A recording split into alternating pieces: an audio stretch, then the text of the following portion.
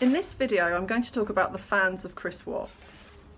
Some of these fans are women who write to him in jail, and even though they know he killed his family and some of them are mothers, they still write to him and want to form some kind of relationship with him. So why is that? Well, Sheila Eisenberg wrote a book called Women Who Love Men Who Kill. And Sheila was a reporter before, and she interviewed lots of women to write this book. And she found that the women came from all sorts of different backgrounds, and some of them were very well educated, some of them weren't, but some of them had really successful careers. There were psychiatrists, lawyers, social workers, prison workers as well. And what she found was that they all had something in common, which is that they'd all been abused, either emotionally, sexually or physically, by their parents or just their fathers, or by their first husbands, or by boyfriends. And so she worked out that they were drawn to these men because that way they could go towards what they're familiar with, which is what we all do. We all repeat patterns that are familiar to us, often that come from early childhood. So they go towards what they're familiar with, and they, but in these situations they're actually safe because the men are in jail, so they can't hurt them, and so this way they can have a relationship with them but stay safe. And so many women do that for that purpose, just to repeat this old pattern. They can't help that they're attracted to these men, and but in this way they're able to actually sort of work through their issues because they can have this relationship but stay safe, which is something they've never experienced before. She also found that the kind of love these women had for these men was extreme, that they'd fallen really deeply in love. And part of the reason for that was because they didn't have to have a real life with them. They didn't have to tell them to pick wet towels up off the floor or anything like that, do the washing up, because these men are in jail, and so they only just saw them for snippets of time. And also because, it was often an exciting adventure that the sort of unknowing of, are they going to get parole or not, what's going to happen. So it was a sort of like fantasy, really, that these women have. And the men who are behind bars are kind of fulfilling this fantasy for them. She described it as like a romance novel because these people are trying to keep you apart. They're behind bars, there are prison guards everywhere, and somehow that just makes it more of a special sort of relationship that people are trying to pull you apart, and that luckily you get to see each other sometimes. Very often these women will make excuses for the murderer. So they'll say, oh, he didn't mean to do it, the gun went off by mistake. One of them was even a juror on the case that convicted a murderer, and she said, that she'd made a mistake, she should never have agreed that he was guilty. So very often they'll rationalise their behaviour and, look at it as that this man is innocent, or at least that's not really the real them. Some of them accept what happened, accept that they meant to do it, but they still feel that they weren't really being themselves, and it was all just a terrible mistake. She noticed that a lot of murderers have groupies, and that she was really shocked by just how many fans they have. And that's something that Chris Watts has. He has whole Facebook groups devoted to him. And one of the reasons for this is that they're high profile people, and people who want attention can talk about them positively, and they're also going to get, they're going to get that attention that is on the murderer. She found that a lot of these women can't have relationships in real life. They have too many issues to be able to deal with a real relationship. And so relating to someone in prison was their way of having a relationship. She said that if you write to somebody in prison and they write back, then you're automatically going to become famous as soon as you tell people about it or show them the letter. And that's another reason people want to do it. Aside from the women who write to men in jail, there's also fans who are men as well, and not necessarily just gay men.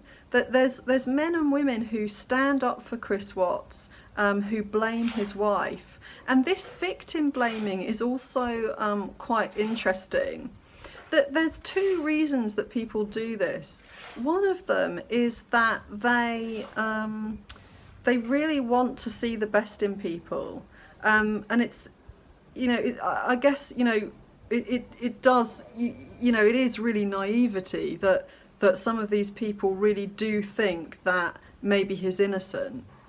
Narcissists will stand up for other narcissists, because when people attack the behaviour of a narcissist, they feel attacked themselves, and it can often really trigger them when people are talking about horrific things somebody's done, and they will automatically stand up for this person, because what they're really doing is they're standing up for themselves.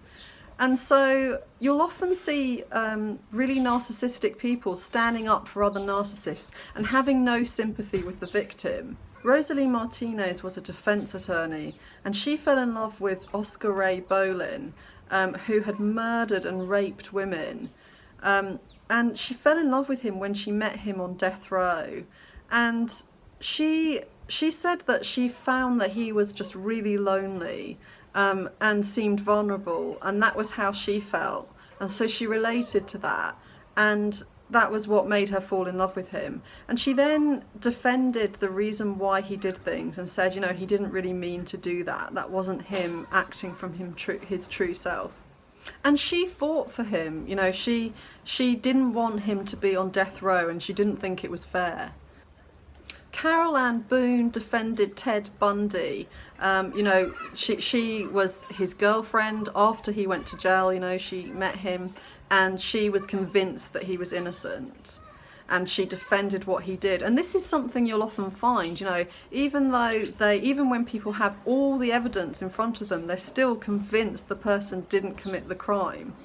Some of them think of this person as a sort of ideal partner because they know where they are at all times. So insecure women who maybe have been cheated on in the past can look at this person and know that they know where they are, they know that they're not cheating on them. Some women are attracted to men who are killers because they see them as very masculine, and it's a sort of biological instinct to be attracted to someone that masculine. Many people who defend a murderer are doing so because they're trying to understand the murderer. They have empathy, and they want to see the best in people, and they want to even see the best in a murderer. It's much easier to think that the person went temporarily insane and snapped and did what they did than to accept that this person is the kind of person who just wouldn't have any regrets about doing it. Some of them might have a parenting instinct that they see a lost little boy or girl in the murderer, and they're driven to want to protect them. Narcissists have what are known as flying monkeys, and these are damaged people who will run about doing a narcissist's bidding. So they might stand up for the narcissist to the people who are criticising them. They'll attack people on the behalf of the narcissist. They might spread gossip about people. They'll just do whatever the narcissist wants, whatever's going to make life easiest for the narcissist. And I'm going to talk about those more in future videos. But others can relate to the murderer, and that scares them, because they can imagine themselves doing something like that. And so if the murderer is what other people see as a terrible, frightening person, then they have to accept that they are as well, and they don't want to. Narcissists like to provoke people, and if you tell everyone something really shocking that they're going to have a big reaction to, then you're going to be the center of attention. And if people get emotionally affected by what you're talking about, you know, if it's the kind of issue that people are going to get emotional about, then that means as a narcissist you're going to get narcissistic supply. And so in Facebook groups talking about the murders, for instance, you get a lot of trolls who want to shock people by blaming the victim. And they get off on the reaction of people. You know, if people are upset or offended, then that gives them emotional supply, and they feel powerful. They feel like they matter, you know, and they'll just continue to do that. They'll continue to provoke people by talking about how amazing the murderer is and so on. And they'll do it even though they know the facts. They know that this person killed an innocent victim, and they know that, you know, that they're not in any doubt about what happened. They still, regardless of what they think about the crime, they still just yearn this this emotional reaction from other people in the Facebook group. Narcissists have not emotionally developed, so their emotional development is aligned with that of a young child's. And you see this in trolls really quite obviously. Trolls will appear often in Facebook groups, at any sort of online platform, and what they do is they do whatever they can to try to get attention. They want to emotionally affect people who read their comments, and they'll go to great efforts to do this. You know, they'll even go to the trouble of having multiple accounts. So if you think about the hassle of creating an account, they'll fill in, you know, a form each time. They'll just go to that hassle just so that they can write a comment to try to get that narcissistic supply that they're so reliant on. And it's a sign of desperation, you know, to try to get this control. And another thing that they will often do is, even, not always, but often, the profile picture that they use is designed to try to look scary, you know, so that even that has some kind of emotional impact. And you know, but if you think about who you're really dealing with, if there was a profile picture of a 4-year-old, then for the people who can get really affected by this, which is natural, you know, but if they could see that in that profile picture there was just a 4-year-old child, they might look at it a bit differently. If you think about the way a 4-year-old child acts, you know,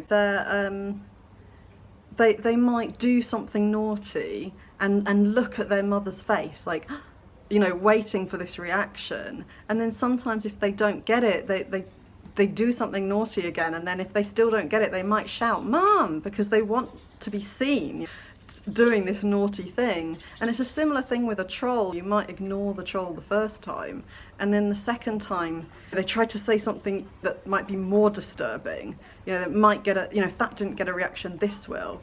And very much like a 4-year-old. And what's interesting is they can get their narcissistic supply just by using their imagination. So even if they can't see the person that they're trying to get that reaction from, and even if they never hear from them, they can fantasize about how this person might be reacting, and that's enough to give them this narcissistic supply. So the power of the imagination is really important, and if only they could use this imagination they have to you know, change into someone who doesn't need to affect people like this, someone who thinks enough of themselves that they don't need to feel like they matter in this way. You know, they can feel like they matter anyway just for being a human being. I made this video when building works were going on at the place next door, and there were motorboats going up and down the river, so I had to keep stopping recording, and so I was a bit distracted. Now, I don't know if you can hear it, but the birds are going absolutely crazy. It's actually really hard to find places to make videos, you know, where things are quiet.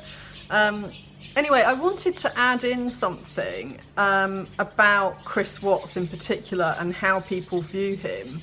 And because I was a bit distracted before and I missed talking about it. So what I wanted to say is that people either buy into his mask or they don't. If you don't buy into his mask, then the murders make sense, because he's somebody who doesn't have empathy, he's somebody who only thinks about himself, and so with those two characteristics, it means that he could be capable of doing what he did. But if you do buy into his mask, then nothing makes sense. And then you have to create a story in order for his actions to make sense. So the story that many people created was that Shanann was somebody who was so abusive that she completely changed the character of Chris Watts. Something that isn't possible. Nobody's character can change. You can't suddenly have absolutely no empathy for people and murder small children, you know, especially not your own small children. None of it makes any sense. But a lot of people have created that story, and they've used things like the way Shanann could be bossy to justify this story, you know, that she wasn't just bossy, she was really abusive, that she emasculated him. In reality, she was concerned in the last few days of her life, she was concerned that she had done that. And she was questioning herself because Chris Watts had told her that she'd been controlling, that he couldn't hang a picture without him being there. So she'd been trying to change that about herself. And she was talking to her friends and she was saying she was worried she had been emasculating him. And so somebody who is abusive is not going to question themselves, not going to look into their behaviour in the way that Shanann was. I have talked a bit about the way that Shanann could be bossy in my video called Chris Watts Loving Guy Who, I'm trying to remember what it's called, Chris Watts Loving Guy Who Snapped or Covert Narcissist. So in that video I talk a bit about why she may have been quite bossy, and about how when somebody hands you over the decisions, it does bring out a bossier side in you. And with a covert narcissist, that's very often what happens, you know. They suck up to somebody so much that that person that they're with ends up being the decision maker about everything, because the covert narcissist gives their partner a sort of fake power, and that's the way they suck up to people. That's the sort of false connection they have with people, is to let them feel like they'll do anything for them and that everything revolves around them. And so it's going to be hard for somebody to not act on that a bit, because everyone's human. And I think there would have been a combination between that and the way that Chris Watts was quite childlike, in that he didn't take genuine responsibility for himself. And so it would have felt a bit like having another child, I think, to Shanann. And so that probably would have brought out her bossy side as well. And I'm not saying that she wasn't bossy, because maybe with anyone she may have been a leader a bit, but I do get the impression, certainly from what I've seen, that she was open to looking at herself, to wanting to grow, and to having a lot of empathy for people. And somebody who is abusive doesn't have those characteristics. Then we need to look at why it is that somebody would buy into the mask of Chris Watts after we know the facts, after we know the way that he disposed of the body, that he has admitted to killing them, and, you know, he's talked about how he killed them. Not everyone believes his story about how he killed them, but I think, you know, everyone believes that he disposed of their bodies in the way that he did, and that he lied to the cameras in the way he did. And yet many people still hold on to this idea that his mask is real and that he's a good guy. So, you know, then you're faced with the question of, okay, why do you think he's a good guy? And I think there are different reasons for this. I think one of them is, and I'm risking repeating myself a bit here because I've made a video about it, but I wanted to add this in. I think one of the reasons is because people relate to him and they don't want to see themselves as capable of what he's capable of without it being someone else's fault. Narcissists don't take responsibility for themselves. Everything is somebody else's fault. And so if you relate to him, that would be pretty frightening. And rather than face that fear, it can be a lot easier to blame someone else. And also if you do relate to him to quite an extent, then the likelihood is that you are a narcissist, you know, or certainly very narcissistic. And so that is quite a difficult thing to face. And by the nature of you being like that, you're probably going to be likely to blame someone else for those characteristics you have. And so that's one of the reasons. Another reason is it's very frightening to think that we aren't good judges of character. And it can be reassuring to think that you can judge a character well and that would never happen to you, what happened to Shanann. And so I think a lot of people think that it must be someone else's fault because otherwise they have to face the fear that this could happen to them. So as long as Shanann brought it on herself by her own abusive behaviour, that means that they're safe and it would never happen to them because they're much too nice. And so then they can feel safer and they can feel like they don't have anything to fear. There are people who just really want to see the best in people. And I think to a degree that has happened with Chris Watts. But when it comes to the point where you know, evidence was told to the public, which was very early on, that they found out how the children's bodies were disposed of, it gets to the point where people seeing him as a good guy purely because they see the best in people doesn't quite fit, because it just doesn't make sense.